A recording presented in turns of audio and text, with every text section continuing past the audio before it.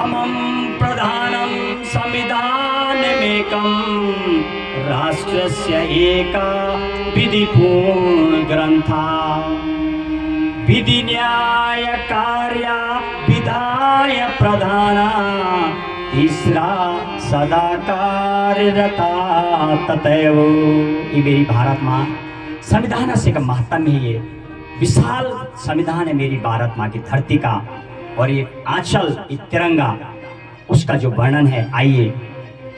प्रमं प्रधानं संविधानमेकं राष्ट्रस्य एका विधिपूर्ण ग्रंथा। हमारा राष्ट्र भारत का एक ही परम ग्रंथ है, और वो क्या है? राष्ट्रस्य एका विधिपूर्ण ग्रंथा। एक ही तो परम ग्रंथ है, वो संविधान है। ऐसे तो ग्रंथ 18 पुराण हिंदू में है, बाइबल में है, कुरान में गुरु गोविंद साहब है। हर एक के धर्मों को इस भारत माँ का इतना विशाल संविधान है, हर एक के लिए जगह मिली हुई है, हर एक की जगह। वो तो हमारे पुराण है, उनकी पूरा सम्मान दिया गया इस भारत माँ और विशाल संविधान में। लेकिन इसको एक परम ग्रंथ बताया गया है। क्यों? प्रमं प्रधानम संविधानमेकं राष्ट्रस्य एका विधिपूर्ण ग्रंथा। ये परम ग्रंथ है मेरी माँ का। और वो क्या है परम ग्रंथ? संविधान परम ग्रंथ है, जिसके लिए सबके लिए दया लिखी। इसमें अपराधी भी है, उसके लिए भी लिखा हुआ है कैसी सजा होनी है। आर्टिकल 20 में व्यवस्था है कि यदि अपराध भी कर देगा तो भी उसका ध्यान रखना होगा, जेल में भी उसको रोटी मिली, दवाई मिली। आर्टिकल 21 में तो मेरी भारत माँ की इतना विशाल हृदय, इतनी दयालु है, हर एक के लिए बना के गई। अंडर 14 छोटा बच्चा है, स्कूल जाएगा, फंडामेंटल राइट दिया, मौलिक अधिकार दिए, मौलिक कर्तव्य दिए, ये सब व्यवस्था बनाई गई है। और आखिरी लाइन आखिरी श्लोक में विधि न्याय कार्य विधाय प्रधाना तीसरा सदा कार्यरता तथैव। और इस संविधान के अंतर्गत जो 3 हमारे अंग हैं जो काम करते हैं, कार्य विधाय प्रधाना।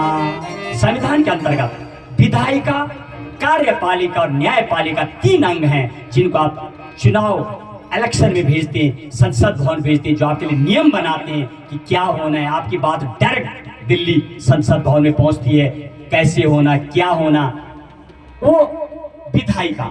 और कार्यपालिका जिसको फॉलो करवाती है, जो आपके अधिकारी होते हैं, जो आपकी सेवा में लगे रहते हैं, वो कार्यपालिका। और साथ में जो इन चीजों का न्यायपालिका, जो एक आखिर में इसमें नजर रखता है कि क्या वास्तविक ही आज तक के इतिहास देखिए, जब से आजाद हुआ और जब से संविधान बना 26 नवंबर 1949 आज तक मेरी भारत माँ के फैसले कोई भी उंगली नहीं उठाई गई। यानी न्यायपालिका 100%। जूते तो बहुत तोड़ते हैं, हमारे एडवोकेट साहब यहाँ बैठे, लगातार केस लगते हैं, लेकिन मेरी भारत माँ का संविधान विशाल, इतना विशाल हृदय है, बुलाता है बार बार। जैसे कोई घर का स्ट्रिक्ट मुखिया है, आजा बेटा, तीनों बेटों को बुलाया, चारों को बुलाया, खूब बुलाया, 6 महीने तक सही बुलाई हुई, समझाया। जब थक गए फिर बोला बैठ भैया, ये खेत का हिस्सा, यही होगा जो मैं चाह रहा हूँ, थक के हाँ करना पड़ेगा। ये मेरा भारत माँ का विशाल संविधान है। सबके लिए दया,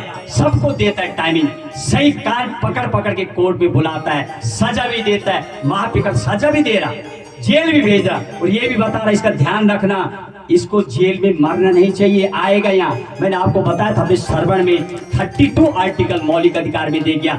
डायरेक्ट आप सुप्रीम कोर्ट जाइए और अपनी आप जब हनन होगा, सिर्फ एक ही दरवाजा आपके पास सुप्रीम कोर्ट जाने का, 226 हाई कोर्ट। लेकिन हाई कोर्ट रिजेक्ट भी कर सकता है, क्योंकि हाई कोर्ट को जरूरी नहीं सुनना है। लेकिन सुप्रीम कोर्ट को बोला गया, मेरी भारत माँ जो विशाल संविधान है उसने लिखा है कि घर का जो मुखिया हो गया भैया, तुझे सुनना ही होगा। अरे मुखिया का मतलब क्या है? आप नहीं सुनेगी आप उसकी बात तो कौन सुनेगा?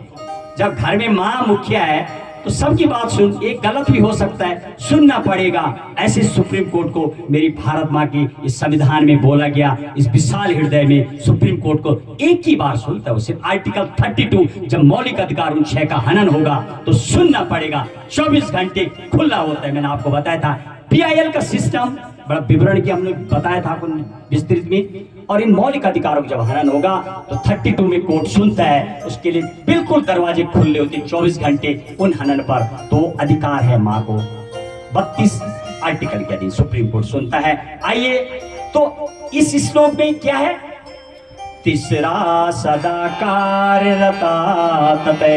ये जो तीनों अंग है, विधायिका, कार्यपालिका, न्यायपालिका, ये हमेशा संविधान के अनुसार ही कार्यरत रहते हैं और एक कार्य करते हैं। आप कुछ भी बोलो, वो एक सिस्टम है, उसके लिए ट्रेनिंग होती है, शपथ होती है, बनाए गया नियम, कोई धांधली नहीं है, हर एक अपना काम करते हैं। आइए मैं अपनी वाणी को विराम दूंगा, आज बहुत टाइम हो गया अभी। और आज हमारी जो देश की पहली भारतीय ज्ञान सत्ता यज्ञ एवं जागरूकता सम्मेलन का आज आखिरी दिन है। हमने इसको इसलिए भी यहाँ चूज किया था, माँ गंगा यमुना का एक प्रकट्य होता है यहाँ से, और मेरी जन्मस्थली भी है ये। तो बम्बई में ये 14 जनवरी से होना था, तो मुझे लगा कि क्यों ना मैं इसको अपनी मातृभूमि गंगा यमुना से चालू करूं। ये माँ गंगा यमुना का जल पूरे देश में पिया जाता है, तो क्यों ना मैं यहाँ हमेशा के लिए छाप रह गया कि पहले पहले मैंने अपनी माँ गंगा यमुना। फिर उत्तरकाशी मीन था, ये तो मुझे भी पता था, यहाँ पर ड्राई अकेला हूं मैं नहीं, पर मुझे जिनके द्वारा मेरी गुरु ने जो मुझे पहले पहले बताया था, मुझे मार्गदर्शक राधा वल्लभ नौटियाल ये मुझे मिले, बहन जी ने, परमिला जी ने मुझे 2 साल पहले कुछ नोट्स दिया, साधना जोशी, एक संस्कृत महाविद्यालय, अनिल भौगण जी, उनका सहयोग मुझे, मेरे गुरुजी श्रीवर्धन त्रिवेदी सनसनी, उन्होंने बोला नहीं गंगा यमुना के मिडिल में करना है। तो मैंने बोला गुरुदेव बाईं तरफ माँ यमुना जी है, दाईं तरफ गंगा नजदीक है, उन्होंने कहा उसमें करना, उस जगह हेलीपैड भी है, नजदीक आना जाना बना रहेगा। उनका भी दौरा होना था। आइए, और माता जी के लिए मुझे आदेश मिलेगा इस धरा पे, तो हर साल इस जगह पर निश्चित इसी वक्त एक दिन तो कम से कम मेले के रूप में इसको कन्वर्ट कराऊंगा। अगली बार संविधान दिवस के दिन आपने तुम्हारी कृपा की है, इतना बड़ा हमें मैदान दिया, आपका मैं तहे दिल से शुक्रगुजार करता हूँ। और हमारे बीच में एडवोकेट साहब इतनी दूर से पहुंचे, आपका भी बहुत बहुत स्वागत। आइए थोड़ा मामा जी हमारे एडवोकेट साहब पहुंचे इनके अभिवादन के लिए।